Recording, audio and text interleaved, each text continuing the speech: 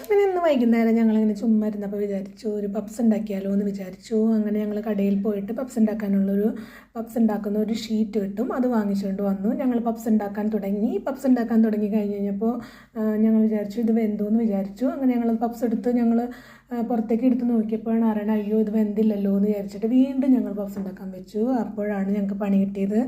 ഇതുപോലെ കരിഞ്ഞു പോയി, ഒരു വശം മാത്രം കരിഞ്ഞു. അപ്പോഴത്തേക്കും ഞങ്ങൾ കണ്ടു. അങ്ങനെ വേഗം തന്നെ ഞങ്ങൾ പപ്സിൻ്റെ ഇത് നിർത്തി.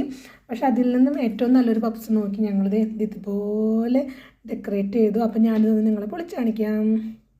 അപ്പോൾ ഞാനൊന്ന് മുറിച്ച് കാണിക്കാം കേട്ടോ. അത് പൊളിച്ച് കഴിഞ്ഞ് എങ്ങനെ ഉണ്ടാവുമെന്ന് എനിക്കറിയില്ല.